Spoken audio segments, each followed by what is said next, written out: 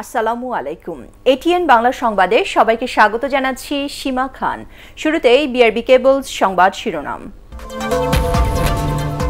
দ্বিতীয় দফায় ৬০ পৌরসভায় নির্বাচনকাল, কেন্দ্রে কেন্দ্রে পাঠানো হচ্ছে নির্বাচনী সরঞ্জাম।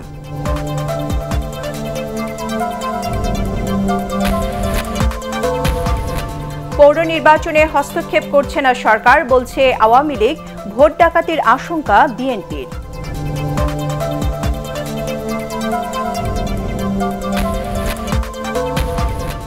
শিক্ষা প্রতিষ্ঠানের ছুটি বাড়ল ৩০ জানুয়ারি পর্যন্ত। করোনায় দেশে আরও ১৩ জনের মৃত্যু।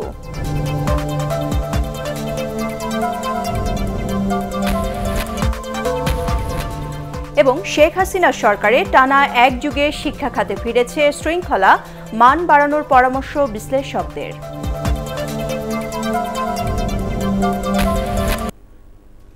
শুনছিলেন বিআরবি কেবলস সংবাদ শিরোনাম।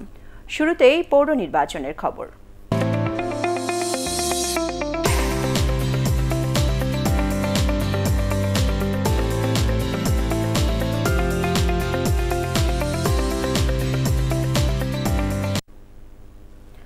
দ্বিতীয় দফায় আগামীকাল ৩৪ জেলার ৭টি পৌরসভায় নির্বাচন অনুষ্ঠিত হবে। ভোট গ্রহণের জন্য কেন্দ্রে কেন্দ্রে পাঠানো হচ্ছে নির্বাচনী সরঞ্জাম। সকাল ৮টায় শুরু হবে ভোট গ্রহণ, চলবে একটানা বিকেল ৪টা পর্যন্ত। এর মধ্যে ২৯টি পৌরসভায় ভোট নেওয়া হবে ইলেকট্রনিক ভোটিং মেশিন ইভিএম এর মাধ্যমে। একরামুল হক সায়েমের রিপোর্ট। প্রচার যুদ্ধ শেষ, এখন ভোটের লড়াইয়ের অপেক্ষা। দ্বিতীয় ধাপে ৬০ পৌরসভায় জনপ্রতিনিধি নির্বাচনে রায় দেবেন ভোটাররা। ৪টি পৌরসভায় বিনা প্রতিদ্বন্দ্বিতায় নির্বাচিত হয়েছেন ক্ষমতাসীন দলের প্রার্থীরা। বাকি ৫৬ পৌরসভায় মেয়র পদে লড়ছেন ২১০ জন প্রার্থী। আওয়ামী লীগ, বিএনপি সহ ৯টি রাজনৈতিক দল এসব নির্বাচনে অংশ নিয়েছে। মেয়র প্রার্থীর মৃত্যুর কারণে বৃহস্পতিবার স্থগিত করা হয় নীলফামারীর সৈয়দপুর পৌরসভার ভোট। ৬০ পৌরসভায় কাউন্সিলর পদে লড়ছেন ২২৩২ জন। সংরক্ষিত কাউন্সিলর পদে প্রতিদ্বন্দ্বীর সংখ্যা ৭২৪ জন। ৩৪ জেলায় ৬০ পৌরসভায় ভোটার সংখ্যা প্রায় ২১.৫ লাখ। এর মধ্যে ২৯টিতে ভোট গ্রহণ হবে ইভিএমে, বাকি 31টিতে ব্যালটে।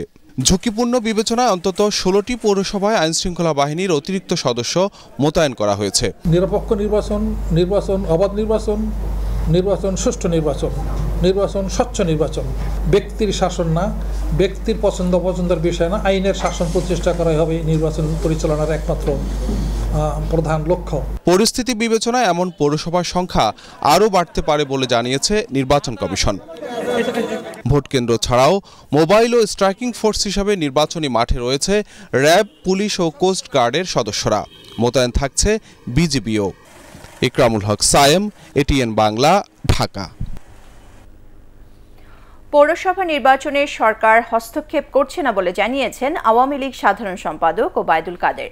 রাজধানীতে তার সরকারি বাসভবনে ব্রিফিংয়ে তিনি বলেন, ইভিএম পদ্ধতিতে ভোটার উপস্থিতি শতকরা ৬০% বেশি, যা অত্যন্ত ইতিবাচক।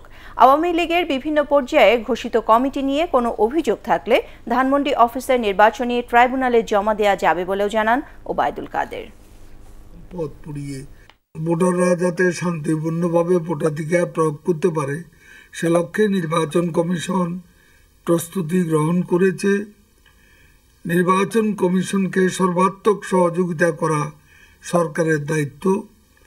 অবাধ এবং শান্তিপূর্ণ নির্বাচন অনুষ্ঠানে সরকার নির্বাচন কমিশনের নিরপেক্ষ ভূমিকায় কোনো প্রকার হস্তক্ষেপ করবে না বা করছে না। জাতীয় নির্বাচনের মতো ক্ষমতাসীনরা পৌরসভা নির্বাচনেও ভোট ডাকাতির মাধ্যমে নিজেদের প্রার্থীদের জয় নিশ্চিত করছে বলে অভিযোগ করেছেন বিএনপি মহাসচিব মির্জা ফখরুল ইসলাম আলমগীর।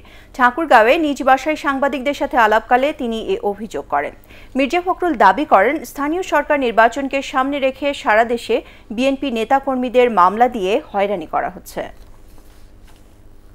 2018 সালে নির্বাচন, জাতীয় সংসদ নির্বাচনে যেভাবে তারা একেবারে জোর করে আপনার আগের রাত্রেই ভোট ডাকাতি করে নিয়ে গেছেন, রাষ্ট্রযন্ত্রকে ব্যবহার করে, একই কায়দায় তারা বিভিন্ন জায়গায় পৌরসভাগুলোতে তারা ভোট ডাকাতি করে নিয়ে যাচ্ছে। এখনো সময় আছে, সরকারের উচিত হয় পদত্যাগ করে একটা অবাধ নিরপেক্ষ নির্বাচনের ব্যবস্থা করা এবং জনগণকে ভোট দেওয়ার সুযোগ করে দেওয়া। অনুগত এবং ত্যাগীরাই আওয়ামী লীগের নেতৃত্ব দেবেন বলে জানিয়েছেন দলটির যুগ্ম সাধারণ সম্পাদক ও তথ্যমন্ত্রী ডক্টর হাসান মাহমুদ। কক্সবাজার জেলা আওয়ামী লীগ কার্যালয়ে জেলা আওয়ামী লীগ ও সহযোগী সংগঠনের নেতাকর্মীদের সাথে মতবিনিময়কালে তিনি একথা জানান। উপজেলা ও পৌর নির্বাচনে ত্যাগীদের মূল্যায়ন করা হবে বলেও জানান তিনি। এ সময় তথ্যমন্ত্রী আরও বলেন, নিবেদিত কর্মীরাই দলের প্রাণ। তারাই থাকবে যারা দলের টাকা পয়সা অর্থবিত্ত দিয়ে আমরা দলের নেতা নির্বাচন করি না, মাননীয় প্রধানমন্ত্রী করেন না, এটি আমাদের দলের নীতি নয়। আমাদের দল হচ্ছে খেটে খাওয়া সাধারণ মানুষের দল। সুতরাং দলের জন্য যিনি নিবেদিত প্রাণ, দলের জন্য যার ত্যাগ আছে, দলের জন্য যিনি বিশ্বস্ত, নেত্রীর জন্য যিনি বিশ্বস্ত, তিনিই দলের নেতৃত্বে আসবেন। শিক্ষা প্রতিষ্ঠানে চলমান ছুটি আগামী ৩০ জানুয়ারি পর্যন্ত বাড়িয়েছে সরকার। শিক্ষা মন্ত্রণালয়ের এক প্রেস বিজ্ঞপ্তিতে জানানো হয়েছে, করোনা মহামারীর কারণে এই সিদ্ধান্ত নেওয়া হয়েছে। তবে কওমি মাদ্রাসায় এই ছুটির আওতামুক্ত থাকবে। গত বছরে ৮ মার্চ দেশে প্রথম করোনা রোগী শনাক্তের পর ১৭ মার্চ বন্ধ করে দেওয়া হয় সব শিক্ষা প্রতিষ্ঠান। কয়েক ধাপে বাড়ানোর পর সবশেষ ১৬ জানুয়ারি পর্যন্ত ছুটি ছিল। সেই ছুটি এবার ৩০ জানুয়ারি পর্যন্ত বাড়ল। করোনা ভাইরাসে আক্রান্ত হয়ে গত ২৪ ঘণ্টায় দেশে ১৩ জনের মৃত্যু হয়েছে। তাদের মধ্যে পুরুষ ৯ ও নারী ৪ জন। মৃতদের মধ্যে ঢাকা বিভাগে ১০ জন মারা গেছেন। এ নিয়ে মোট মৃতের সংখ্যা বেড়ে দাঁড়ালো ৭,৮৬২ জনে। আক্রান্ত বিবেচনায় শনাক্তের হার ৫.৫৭%। এ সময় ১৩,৬৭৮টি নমুনা পরীক্ষা করে নতুন শনাক্ত হয়েছেন ৭৬২ জন। এ নিয়ে দেশে মোট করোনা শনাক্তের সংখ্যা ৫,২৬,৪৮৫ জন। ২৪ ঘণ্টায় সুস্থ হয়েছেন ৭১৮ জন। মোট সুস্থ হয়েছেন ৪,৭১,১২৩ জন। সুস্থতার হার ৮৯.৪৮%। স্বাস্থ্য অধিদপ্তরের সংবাদ বিজ্ঞপ্তিতে এসব তথ্য জানানো হয়। লালমনিরহাটের পাটগ্রাম সীমান্তে ভারতীয় সীমান্তরক্ষী বাহিনী বিএসএফের ছোড়া রাবার বুলেটের আঘাতে এক বাংলাদেশি নিহত হয়েছে। ভোরে ভারত থেকে অবৈধভাবে গরু আনার সময় শ্রীরামপুর ইউনিয়নের ঝালঙ্গি সীমান্তের ৮৪৮ নম্বর মেইন পিলার এলাকায় এই ঘটনা ঘটে। নিহত আবুল কালাম আজাদ পাটগ্রাম উপজেলার ঝালঙ্গি গ্রামের জয়নাল আবেদিনের ছেলে।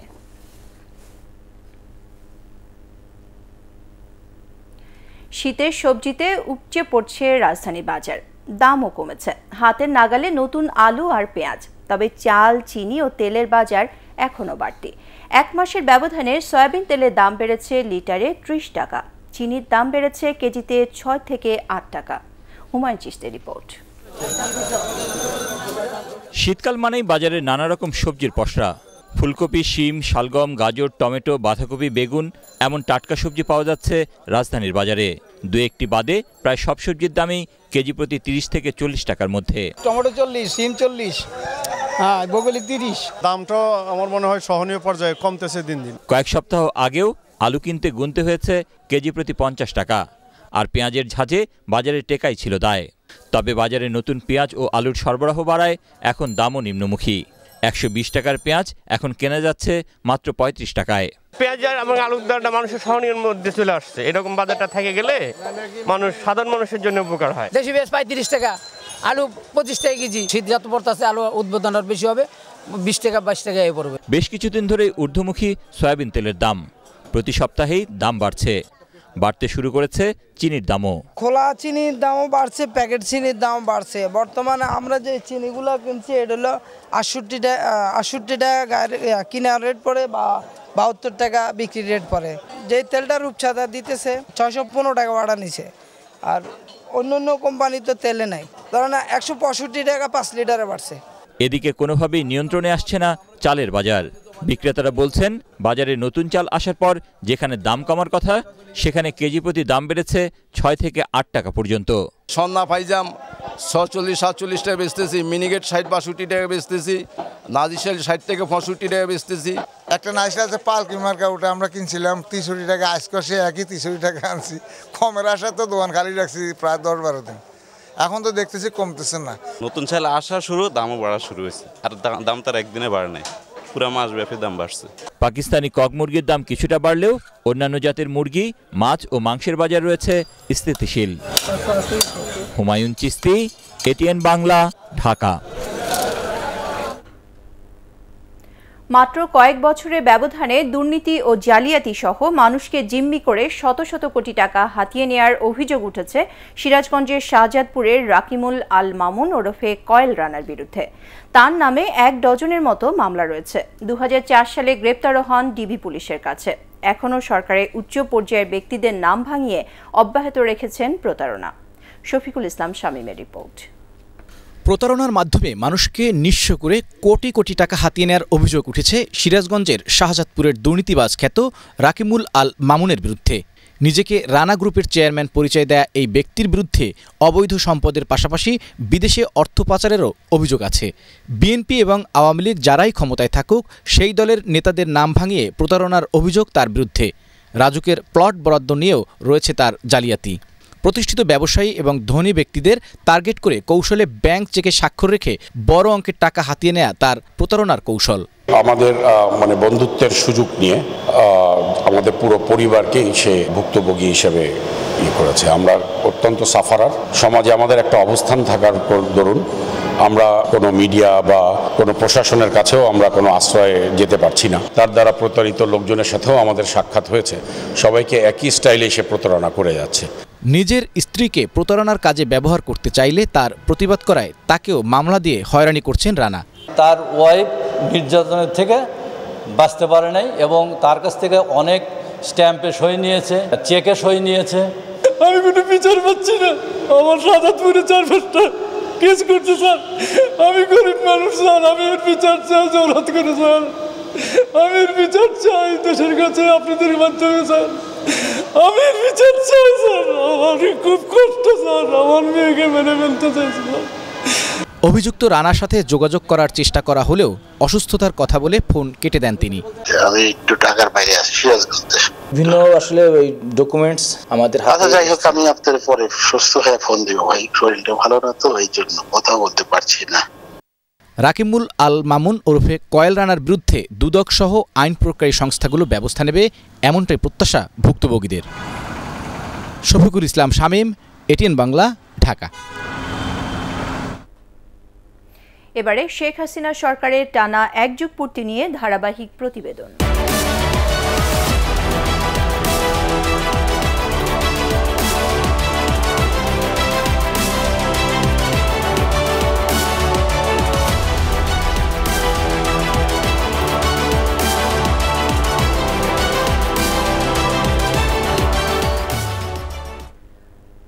বছরের প্রথম দিনে শিক্ষার্থীদের হাতে বিনামূল্যে বই তুলে দেয়া কিংবা নির্ধারিত সময়ে পাবলিক পরীক্ষা ও ফলাফল ঘোষণা গত 1 যুগ ধরে শিক্ষা খাতে এমন সাফল্য প্রশংসিত সবার কাছে।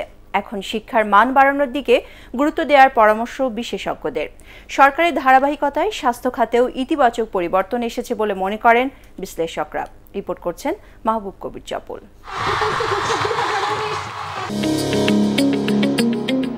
নতুন প্রজন্মের হাতে জ্ঞানের মশাল। বছরের প্রথম দিনে শিক্ষার্থীদের জন্য সেরা উপহার নতুন পাঠ্য বই। গত 1 যুগ ধরে এই ধারাবাহিকতা রক্ষা করে চলেছে সরকার। এ পর্যন্ত 47 কোটি শিক্ষার্থীকে বিনামূল্যে দেওয়া হয়েছে 365 কোটি নতুন বই, যে নজির বিশ্বে বিরল। শুধু এবারের করোনা মহামারী ছাড়া গত 12 বছরে পিএসসি থেকে এইচএসসি পর্যন্ত পাবলিক পরীক্ষা যথাসময়ে হয়েছে। ফলাফলও দেয়া হয়েছে 2 মাসের মধ্যে। প্রণীত হয়েছে নতুন জাতীয় শিক্ষানীতি। গ্রামীণ শিক্ষাকে এগিয়ে নিতে 26,000-এর বেশি বেসরকারি বিদ্যালয়কে সরকারি করা হয়েছে। প্রাথমিক থেকে দ্বাদশ শ্রেণী পর্যন্ত দেয়া হচ্ছে উপবৃত্তি। এসব উদ্যোগে কমতে শুরু করেছে ঝরে পড়া শিক্ষার্থীর সংখ্যা, বাড়ছে সাক্ষরতার হার। কওমি মাদ্রাসার শিক্ষাকে মূলধারায় আনতে দাওরায়ে হাদিসকে মাস্টার্সের সমমান দেয়া হয়েছে। এতে দীর্ঘদিনের আক্ষেপ ঘোচে মাদ্রাসার শিক্ষক ও শিক্ষার্থীদের। তবে করোনাকালে শিক্ষার সব ধারাবাহিকতায় বাধাগ্রস্ত হয়। দীর্ঘদিন শিক্ষা প্রতিষ্ঠান বন্ধ রাখা আর অটো পাস নিয়ে সমালোচনা করেন কেউ কেউ। এর মাঝে ভালো খবর, প্রথমবারের মতো গুচ্ছ পদ্ধতিতে ভর্তি পরীক্ষা নিতে সম্মত হয়েছে ২৬টি পাবলিক বিশ্ববিদ্যালয়।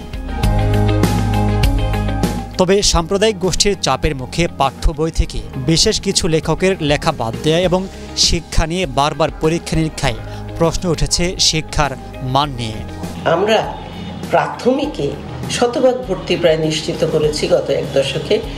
ঝরে পড়ার হার লাগামের মধ্যে আনতে পেরেছি, আর ছেলেমেয়ের সমতা আমরা অর্জন করেছি প্রাথমিক এবং মাধ্যমিকে বিশেষ করে। কিন্তু গুণগত মানের দিক থেকে আমরা এখনো আমাদের কাঙ্ক্ষিত লক্ষ্যে পৌঁছাতে পারিনি। শিক্ষার আরেকটি বড় চ্যালেঞ্জ গত কয়েক বছর ধরে উঠে এসছে, সেটি হলো শিক্ষার ক্রমাগত বাণিজ্যিকীকরণ। শিক্ষার মতো স্বাস্থ্য খাতকেও এগিয়ে নিতে কাজ করছে সরকার। জেলা ও উপজেলা হাসপাতালগুলোর শয্যা সংখ্যা বাড়ানো হয়েছে। বন্ধ কমিউনিটি ক্লিনিক আবারও চালু করা হয়েছে। সারা দেশে প্রায় ১৪,০০০ ক্লিনিক থেকে এ পর্যন্ত সেবা নিয়েছেন প্রায় ৯০ কোটি মানুষ। বাংলাদেশের টিকাদান কর্মসূচি এখন বিশ্বে রোল মডেল। বিপুল জনগোষ্ঠীকে বিনামূল্যে সঠিক সময়ে টিকা দেওয়ার স্বীকৃতি হিসেবে ২০১৯ সালে প্রধানমন্ত্রী শেখ হাসিনাকে ভূষিত করা হয় ভ্যাকসিন হিরো হিসেবে। কমেছে নবজাতক ও গর্ভবতী মায়ের মৃত্যুর হার। গড় আয়ু বেড়ে হয়েছে ৭২ বছর। ওষুধ শিল্পেও ঘটেছে বিপ্লব। চাহিদার ৯৮% ওষুধ এখন দেশেই তৈরি হচ্ছে। রপ্তানিও হচ্ছে ইউরোপ, আমেরিকা সহ ১২৫টির বেশি দেশে। তবে করোনা মহামারী অন্যান্য দেশের মতো বিপর্যস্ত করেছে দেশের স্বাস্থ্য খাতকেও। প্রথম দিকে ব্যবস্থাপনায় দুর্বলতা দেখা গেলেও বছরের শেষ দিকে তা সামলে উঠেছে সরকার। আমাদের স্বাস্থ্য ব্যবস্থার অর্জন প্রধানত গড় আয়ু বৃদ্ধি, মাতৃ এবং শিশু স্বাস্থ্যের উন্নয়ন, তৃণমূল পর্যায় পর্যন্ত স্বাস্থ্যসেবার বিস্তৃতি, ওষুধ শিল্পের বিশাল উল্লম্ফন এবং চিকিৎসা সেবার মানের উন্নয়ন। সামনের দিনগুলোতে আমাদের প্রধান চ্যালেঞ্জ হচ্ছে অব্যবস্থাপনা, অদক্ষতা এবং দুর্নীতির থেকে মুক্ত হয়ে আমাদের স্বাস্থ্য ব্যবস্থার সামর্থ্য বৃদ্ধি করতে হবে। শিক্ষা, স্বাস্থ্যের মতো মৌলিক বিষয়গুলোর উন্নয়ন ঘটালে সরকারের জনপ্রিয়তা আরও বাড়বে বলে মনে করছেন বিশ্লেষকরা। মাহবুব কবির চপল, এটিএন বাংলা, ঢাকা। জাতীয় পার্টির চেয়ারম্যান গোলাম মোহাম্মদ কাদেরের সুস্থতা কামনায় দেশবাসীর কাছে দোয়া চেয়েছেন দলটির মহাসচিব জিয়াউদ্দিন আহমেদ বাবলু। রাজধানী কাকরাইলের জাতীয় পার্টির কেন্দ্রীয় কার্যালয়ে বিরোধী দলীয় উপনেতার রোগমুক্তি কামনায় দোয়া ও মিলাদ মাহফিলের আয়োজন করা হয়। এ সময় বক্তারা বলেন, দেশের গণতন্ত্র, সুশাসন এবং উন্নয়নের রাজনীতিতে জিএম কাদেরের ভূমিকা অত্যন্ত গুরুত্বপূর্ণ। তার নেতৃত্বেই উন্নয়নের নতুন বাংলাদেশ গড়বে জাতীয় পার্টি। নীলফামারী ৪ আসনের সাবেক সংসদ সদস্য ও সৈয়দপুরের পৌর মেয়র আমজাদ হোসেন সরকারের দাফন সম্পন্ন হয়েছে। এর আগে বাদ জুমা সৈয়দপুরের পাটোয়ারি পাড়ায় তার নামাজে জানাজা অনুষ্ঠিত হয়। বিএনপি মহাসচিব মির্জা ফখরুল ইসলাম আলমগীর, সাংগঠনিক সম্পাদক আসাদুল হাবিব দুলু, নীলফামারী ৪ আসনের সংসদ সদস্য আহসান আদেলুর রহমান এবং সাবেক সংসদ সদস্য শওকত চৌধুরী এতে শরিক হন। পরে পারিবারিক কবরস্থানে আমজাদ হোসেন সরকারকে দাফন করা হয়। করোনায় আক্রান্ত হয়ে বৃহস্পতিবার রাজধানীর একটি হাসপাতালে মারা যান তিনি। নির্বাচনে প্রার্থী হওয়ায় আমজাদ হোসেন সরকারের মৃত্যুতে সৈয়দপুর পৌরসভার ভোট গ্রহণ স্থগিত করেছে নির্বাচন কমিশন। কলকাতা আন্তর্জাতিক চলচ্চিত্র উৎসবের আজ ছিল ৬ষ্ঠ দিন। উৎসবে আজকের বিশেষ আকর্ষণ ছিল বাংলাদেশি পরিচালক রেজওয়ান শাহরিয়ার সুমিতের ১০০ মিনিট দৈর্ঘ্যের ছায়াছবি নোনা জলের কাব্য। ধর্মীয় কুসংস্কার ও সমসাময়িক বিষয়ের উপর নির্মিত এই চলচ্চিত্রটি মূলত সামাজিক দায়বদ্ধতা থেকে নির্মাণ করা হয়েছে। ভিন্নধর্মী এই চলচ্চিত্রটি সহজেই সিনেমা প্রেমীদের মন জয় করে নেবে বলে জানিয়েছেন কলকাতার দর্শকরা। সব মিলিয়ে বইটা খুবই সুন্দর। মানুষের মন, পড়াশোনার এক্সপোজার টু এডুকেশন আর গোড়ামি, এই তিনটে জিনিস এই বইটাকে রিফ্লেক্টেড করেছে। নোনা জলের কাব্যর ওয়ার্ল্ড প্রিমিয়ার হয় বিএফআই লন্ডনে, তারপর এটা বুসান ইন্টারন্যাশনাল ফিল্ম ফেস্টিভ্যালেও ছিল কম্পিটিশন সেকশনে, তারপর এটা টরিনো ফিল্ম ল্যাবের ফিল্ম গ্রান্ট পায়, যেটা খুবই প্রেস্টিজিয়াস ইউরোপের, এবং এখন তো কলকাতা চলচ্চিত্র উৎসবে নেটপ্যাক অ্যাওয়ার্ডের জন্য এটা কম্পিট করছে। এবারে আল আরাফা ইসলামী ব্যাংক অর্থ সংবাদ।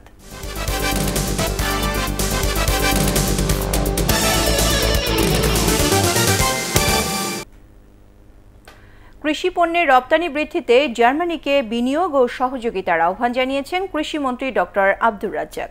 বাংলাদেশের কৃষি পণ্যের রপ্তানি ও বাণিজ্যের সুযোগ শীর্ষক ভার্চুয়াল সম্মেলনে তিনি এ আহ্বান জানান।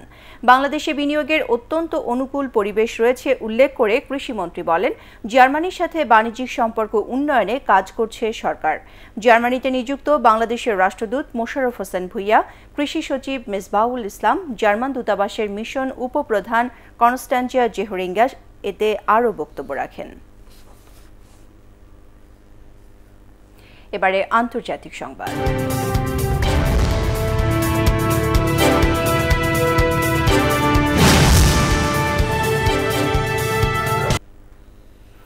ইন্দোনেশিয়ার সুলাবেসি দ্বীপের শক্তিশালী ভূমিকম্পে অন্তত ৩৭ জন নিহত হয়েছে, আহত হয় কয়েকশো মানুষ।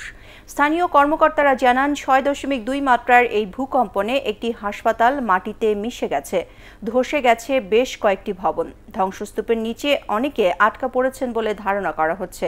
চলছে উদ্ধার কাজ। ২.৫ বছর আগে সুলাবেসি দ্বীপে আঘাত এনেছিল ভয়ানক সুনামি, ফলে ভূমিকম্পে আতঙ্কিত হয়ে পড়েন সেখানকার মানুষ।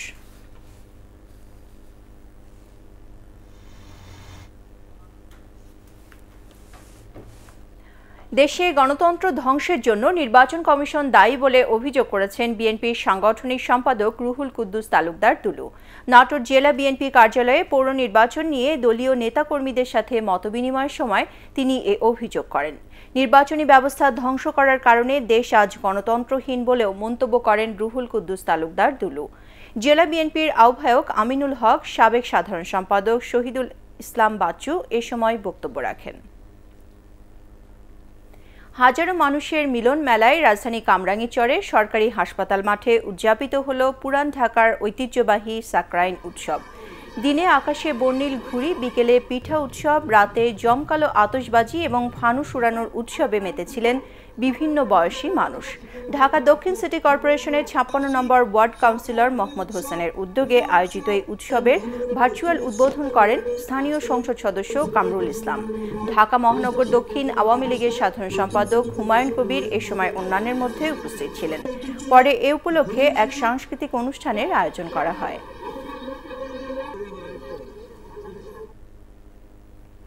সন্ধানী লাইফ ইন্স্যুরেন্স কোম্পানি লিমিটেড বাণিজ্য সংবাদ।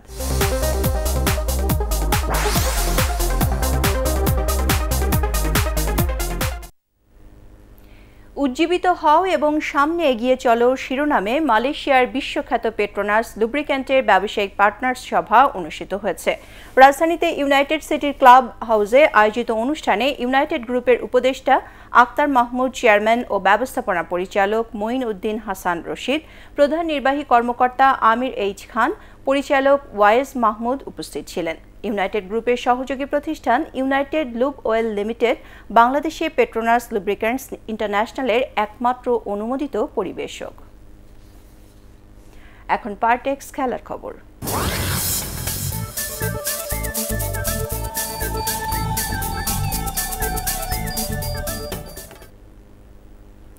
করোনায় আক্রান্ত হয়ে বাংলাদেশের বিপক্ষে ওয়ানডে সিরিজ থেকে বাদ পড়েছেন ওয়েস্ট ইন্ডিজের leg spinner Hayden Walsh junior. দুবার নমুনা পরীক্ষায় দুবারই করোনা পজিটিভ আসে তার, তাই আগামী ২০ জানুয়ারি থেকে শুরু হতে যাওয়া ওয়ানডে সিরিজ থেকে ছিটকে গেলেন হেইডেন ওয়ালশ।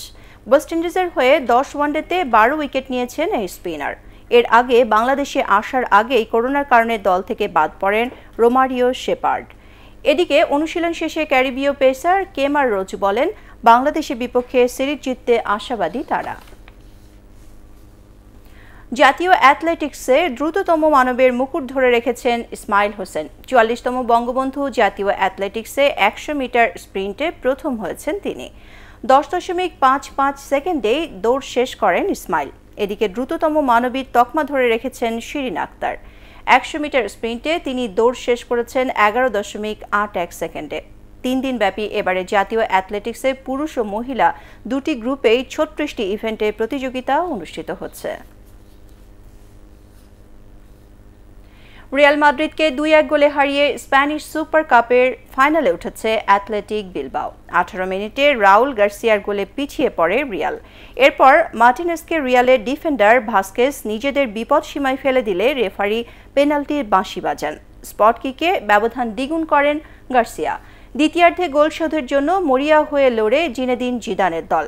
করিম বেনজেমা একটি গোল শোধ করলেও দলের পরাজয় ঠেকাতে পারেননি। এই জয়ে আগামী রোববার শিরোপা লড়াইয়ে বার্সেলোনার মুখোমুখি হবে অ্যাথলেটিক বিলবাও। সংবাদ শেষ করার আগে বিআরবি কেবল শিরোনামগুলো আরও একবার। দ্বিতীয় দফায় 60 পৌরসভায় নির্বাচনকাল, কেন্দ্রে কেন্দ্রে পাঠানো হচ্ছে নির্বাচনী সরঞ্জাম।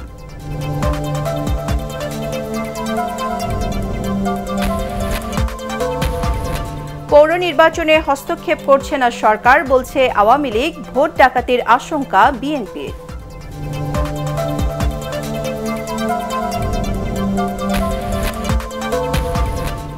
শিক্ষা প্রতিষ্ঠানে ছুটি বাড়ল 30 জানুয়ারি পর্যন্ত। করোনায় দেশে আরও 13 জনের মৃত্যু।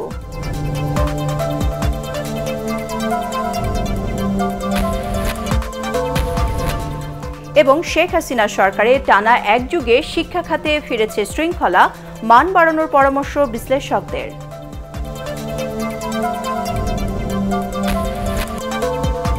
পরবর্তী সংবাদ দেখার আমন্ত্রণ জানিয়ে এখনকার মতো শেষ করছি। করোনা ভাইরাস থেকে নিজেকে সুরক্ষিত রাখতে মাস্ক পরুন, বারবার হাত পরিষ্কার করুন। এটিএন বাংলা সংবাদ ইউটিউবে দেখতে ব্রাউজ করুন youtube/ATN বাংলা নিউজ।